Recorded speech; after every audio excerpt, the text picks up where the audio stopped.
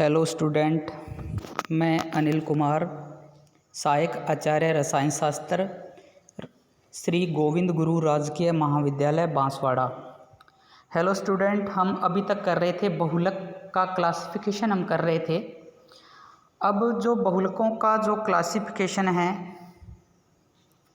हमने इससे पहले वाले क्लास में पढ़ा था, इससे पहले वाले लेक्चर में पढ़ा था कि हम इनका वर्गीकरण कई प्रकार से कर सकते हैं। अब देखो, बहुलकों को एक अन्य प्रकार से भी हम इनको वर्गीकृत कर सकते हैं। कार्बनिक बहुलक और अकार्बनिक बहुलक में भी हम इनको क्लासिफाई कर सकते हैं। पहला देखते हैं कार्बनिक बहुलक क्या है। वे बहुलक जिनमें आधार स्तंभ श्रृंखला कार्बन परमाणु की बनी होती है। कार्बनिक बहुलक क्या है? वे बहुलक जिनमें आधार स्तंभ श्रृंखला कार्बन परमाणु की बनी होती है, कार्बनिक बहुलक कहलाते हैं। या दूसरे शब्दों में, वे बहुलक जिनमें जो पॉलीमर की जो बैकबोन है वो कार्बन परमाणु की बनी होती है। इन बहुलकों में नाइट्रोजन, ऑक्सीजन, सल्फर, हैलोजन आदि परमाणु की मुख्य श्रृंखला में पार्श्व संयोजकता के रूप में भी उपस्थित रहते हैं। यानी इनकी बॉकबैन में नाइट्रोजन, ऑक्सीजन, सल्फर या हैलोजन के परमाणु भी हो सकते हैं। इसके एग्जाम्पल है पॉलीअमल। अधिकांश पॉलीअमल यानी पॉलीअमल कार्बनिक बहुलक के एग्जाम्पल हैं। अधिकांश कृत्रिम बहुलक कार्बनिक बहुलक होते हैं। कार्बनिक बहुलक क्या है? वे बहुलक जिनमें आधार स्तंभ श्रृंखला कार्बन परमाणु की बनी होती है, कार्बनिक बहुलक कहते हैं। इन बहुलकों में नाइट्रोजन, ऑक्सीजन, सल्फर, हैलोजन आदि परमाणु की मुख्य श्रृंखला में पार्श्व संयोजकता के रूप में उपस्थित हो सकते हैं। अब दूसरा है अकार्बनिक बहुलक क्या है? वे बहुलक जिनकी श्रृंखला में विभिन्न परमाणु रासायनिक बंध द्वारा जुड़े होते हैं तथा मुख्य श्रृंखला में कोई भी कार्बन परमाणु नहीं पाया जाता, अकार्बनिक बहुलक कहलाते हैं। यानी ऐसे बहुलक जिनकी मुख्य श्रृंखला में कोई भी कार्बन परमाणु उपस्थित नहीं होता है, उन्हें अकार्बनिक बहुलक कहते हैं। इसके उदाहरण है पॉलीसिलेन।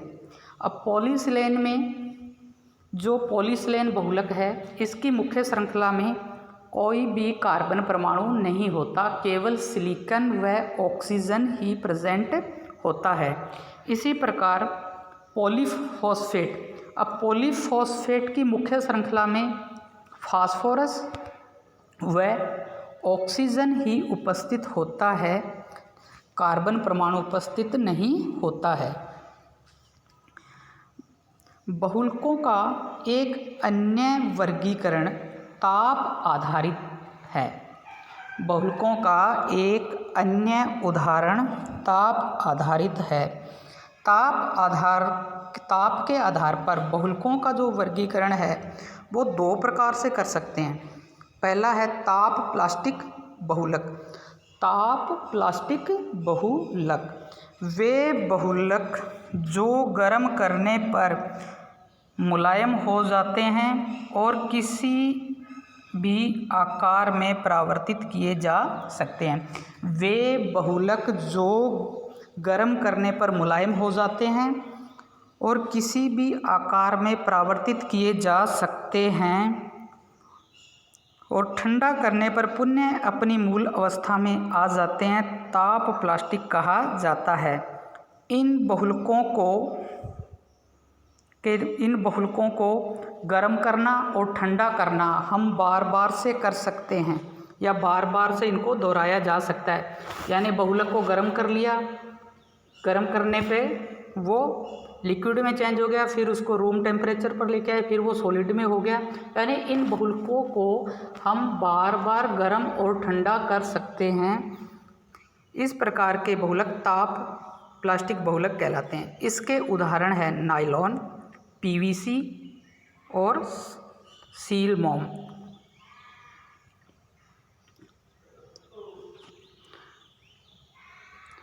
दूसरा है ताप दृढ़ बहुलक। ताप दृढ़ बहुलक क्या है? बहुलक जो गर्म करने पर रासायनिक प्रक्रम द्वारा कठोर पदार्थों में बदल जाते हैं, उन्हें ताप दृढ़ बहुलक कहते हैं। बहुलक जो गर्म करने पर रासायनिक प्रक्रम द्वारा कठोर पदार्थों में बदल जाते हैं, ये बहुलक गर्म कर ठंडा करने पर वापस अपनी मूल अवस्था में नहीं लौटते हैं। यानी इस प्रकार के बहुलक को हम केवल एक बार ही गर्म कर सकते हैं। गर्म करने पर जब ये ठंडा हो गया तो वापस हम इसको गर्म करने पर इसकी शेप को चेंज नहीं कर सकते हैं। बहुलकों का एक अन्य वर्गीकरण है जो इनकी त्रिम संरचना के आधार पर है। बहुलकों का एक अन्य वर्गीकरण है जो इनकी त्रिम संरचना के आधार पर है। त्रिम संरचना के आधार पर जो बहुलक हैं उनको हम 3 भागों में बांट सकते हैं।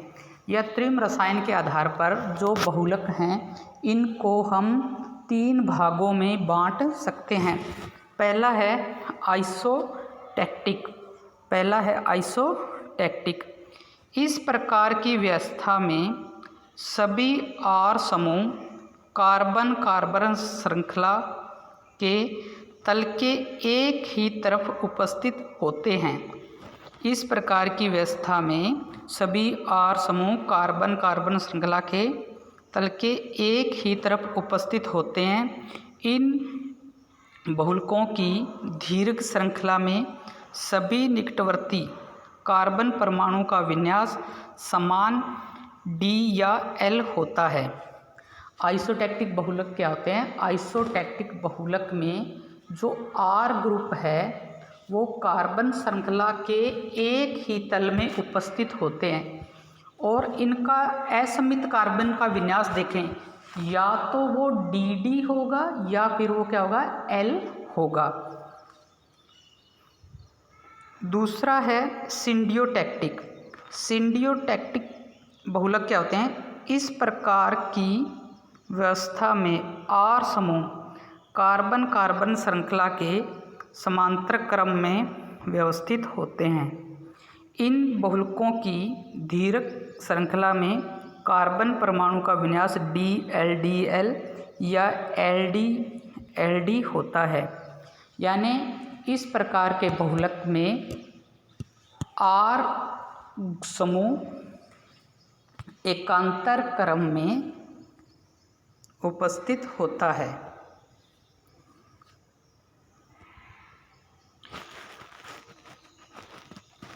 तीसरा है एटैक्टिक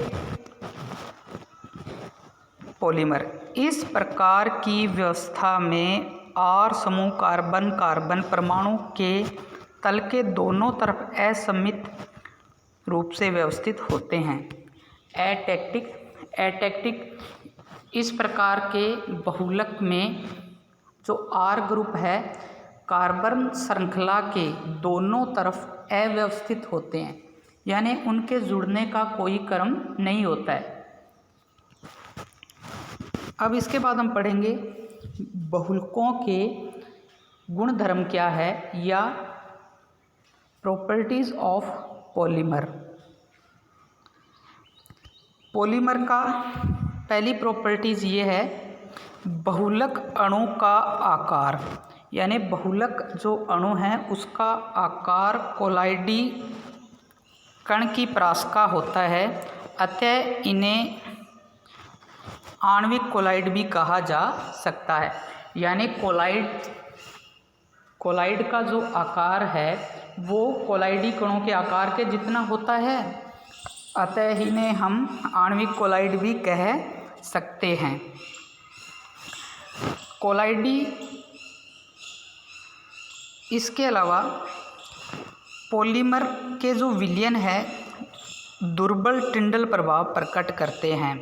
कोलाइड के जो विलयन है वो दुर्बल टिंडल प्रभाव प्रदर्शित करते हैं।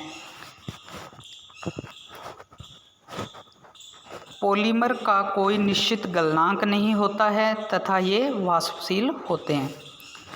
चौथी प्रॉपर्टीज है विलयन में बहुलक अणुओं पर कोई भी आवेश नहीं होता है।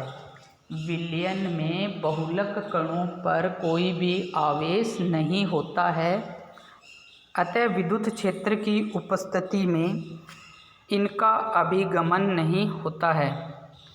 परंतु प्रोटीन में आयनिक समूह उपस्थित होने के कारण यह अभिगमन का गुण दर्शा सकता है, लेकिन इसका अभिगमन का जो गुण है वो इसके pH के ऊपर निर्भर करता है। पांचवा है इसके विलयन का अपकेंद्रण करने पर अवसादित होकर पॉलीमर नीचे बैठ जाते हैं। यानी पॉलीमर के विलयन का अपकेंद्रण करने पर अवशोषित होकर नीचे बैठ जाते हैं।